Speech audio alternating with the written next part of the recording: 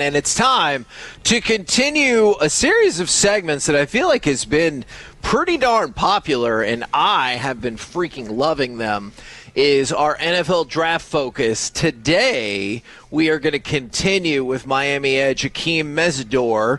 Would you like to get right to it, or are there other things we need to set up first, Mr. Majors and Mr. Medford? I think we can directly go into this because, this is – pass rush is something that the Cowboys definitely you felt like they lacked last year. Not you specifically, but you also as well, Kevin. The rest of the world saw it. Your secondary suffered from it because they couldn't get the pass rush necessary to make sacks on quarterbacks that were sacked more than anybody else in the entire league. With a bad offensive line, you couldn't get to Justin Herbert. And so there was all season long, no matter how much we loved James Houston, Kevin. I did. We pushed for it. We saw it. He had some impact that we liked. They just, as a team, couldn't get there, couldn't get home enough.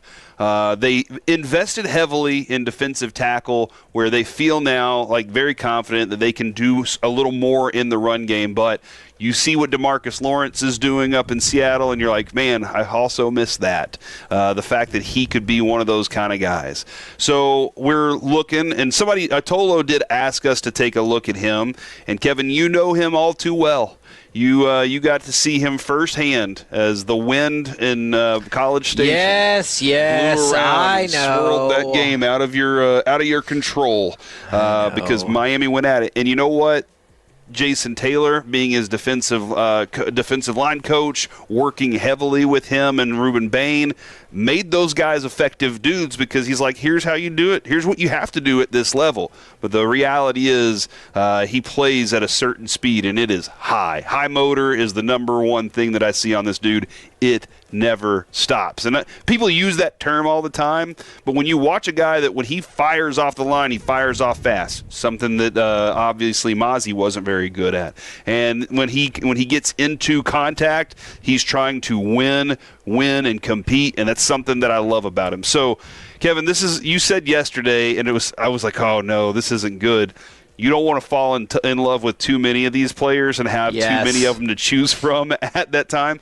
But that is the reason you stack your board. Like that, when Broadus says that, he's very adamant. You stack your board a certain way so that you don't window dress it. You don't make it, oh, this looks pretty. You want it to be, if it comes down to this, we're taking this guy if he's there and available.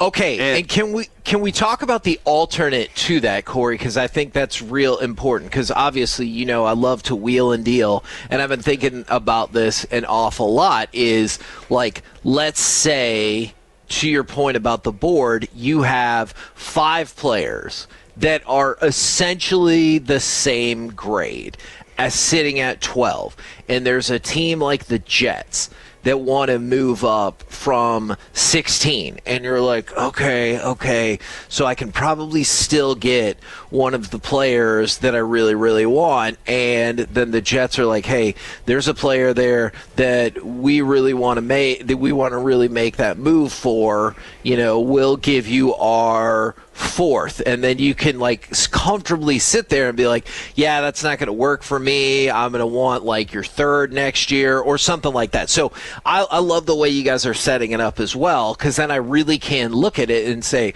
well, if I've got all these players essentially the same, and I know I can get one way or another and pick up a 3rd-round pick or whatever the specific scenario is it worth it to me? Yeah, and right now, Kevin, listen, man, I want more picks. So sure. If you're going to present me with scenarios that allow me to get a dude that I have in a handful of 5 that might be a player I'm perfectly fine with moving down to get, and I feel like he's still going to make an impact on my team, and you're offering me picks, I'm taking it right now. Right. The one thing that I think that, and we'll get closer to having our boards looking the way we want them and everything as we go along, because right now the practice is watching, I think, with me and Alec, just making sure we're getting our eyes on these guys, understand who they are, and then we can start, doing those things for ourselves so that we can play the games that you're wanting to play. And I know you want to play those because you want to put us in bad situations where we're like, you could either choose that everybody in this lake is going to swim to the other side and never come back again, or you can have this player. And I love that because it's a lot of fun. Somebody did. Go ahead. I mean, maybe you were going to read the same text and from the 903, rookies are nothing more than scratch-off lottery tickets. Well, first of all, I wildly disagree with that. That is where your scouting department comes in. I disagree with that a lot. But let's go off of the assumption that you believe that is true. Then wouldn't you want as many lottery tickets as possible? Yes. And I think in a rookie season for a defensive end, I don't have very high expectations. I've made that abundantly clear.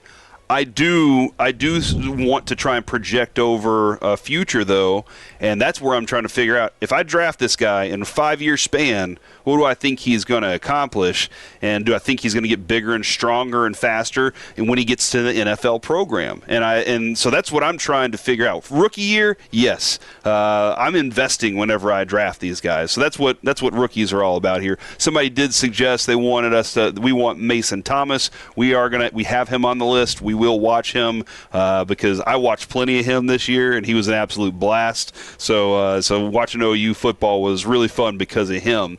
The name that kept popping up to me, Alec, I don't know if you even know who this guy is, but the name that kept coming to my mind when watching his style of play was John Randall.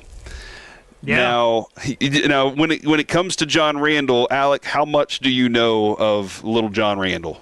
I know a good amount because playing Madden growing up, he was a nightmare to play against, so I looked into him. I was like, why is this guy so good? But yeah, the former Viking, he was a nightmare to play against. I know that for sure. Yeah, all right, so here's the deal. Mesidor is 6'3", 280, and he's like, they call him interchangeable defensive lineman. He can play pretty much anywhere, and I think you can put him on the edge. You can put him inside at times. If I was to put him inside, I feel like he's a little bit undersized, which makes me bring back the John Randall feeling. John Randall played interior most of the time and was just a menace in there for his size. He'd play outside. He'd do all sorts of things.